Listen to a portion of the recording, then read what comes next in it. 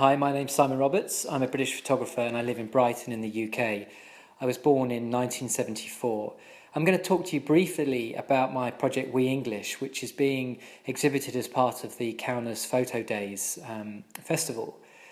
Having returned from Russia in late 2005, where I'd spent a year travelling across the country to produce the work Motherland, I felt I was ready to develop some of the themes I'd found there. Motherland was really an exploration of the Russians' attachment to their homeland. This attachment to place was somewhat mysterious, simultaneously profound and banal, but it led me to think about my own attachment to England, the way that landscape and identity are intertwined. So We English began as a development of my Russian work, springing from fascination with ideas of belonging, memory, identity and place.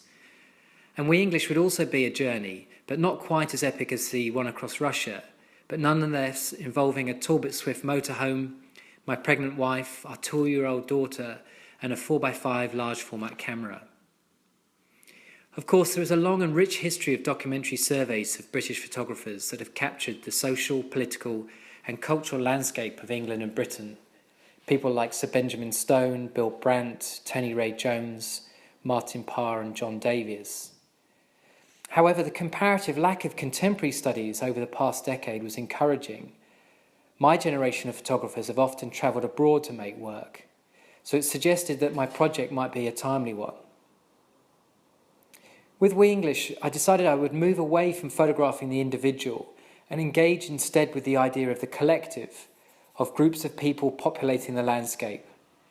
Photographing from an elevated position, often from the roof of the motorhome, would enable me to get a greater sense of people's interaction with the landscape and with one another. I also decided that the figures would be relatively small in the frame, although not always so small that you couldn't make out some facial expressions, what people were wearing, and their activities. And I suppose this way of seeing was influenced by looking not just as English painters, but also the work of 16th century Dutch and Flemish landscape painters, particularly Hendrik Averkamp and Peter Bruegel, both of whom depicted winter scenes teeming with life. What I liked is the idea of what appears to be predominantly pastoral landscapes becoming on closer inspection multi-layered canvases, rich in detail and meaning.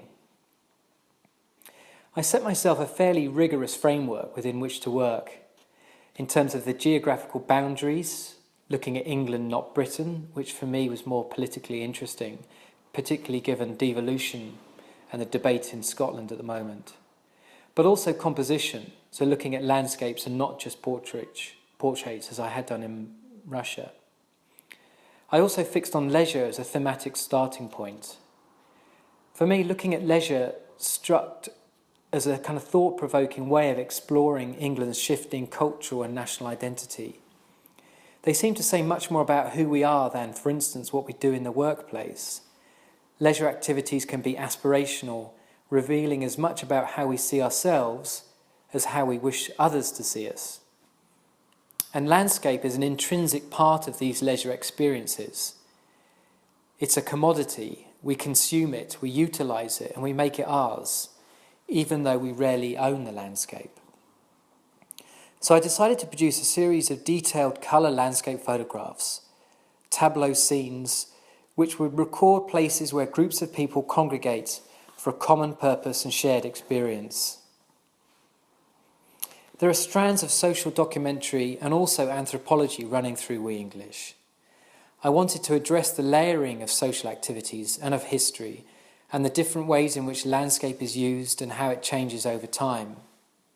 So I suppose my formal training as a cultural geographer certainly influenced the work as a photographer, and there are strands of social documentary running through the series. The question of how photographs are important to the construction of senses of place has informed my approach to both Motherland and We English. In the latter, I became interested in exploring the idea that landscapes need to be decoded, where we can discover evidence that apparently harmonious, even idyllic landscapes are rarely simply that. Rather, they can be a place of tension, with different groups of people contesting their ongoing usage, preservation and value. Although I had made several solo trips since starting the work in August 2007, the main leg of my English journey began in May Day 2008, where I was also joined by my wife and our daughter. So the journey, which lasted a further 6 months, became part pilgrimage and part grand tour. And I've long been fascinated by the tradition of the road trip in photography. Two of my early influences, the photographers Stephen Shaw and Joel Sternfeld, both employed extended journeys as an avenue for exploring America's cultural landscape. Similarly, many writers and artists have also made extensive journeys to produce work, such as H.V. Morton's book In Search of England and J.B. Priestley's famous English Journey. Part of the reason for calling the project We English was the fact that I tried to involve the English in the production of the work by creating a website where anybody could invite me to come and photograph something. It was a way of trying to create an interesting dialogue so that the work wasn't just about my representation of England, but there was also other people's commentary and discussion about what England means to them. However, in the end, the photographs are ultimately about my England and my way of seeing the landscape.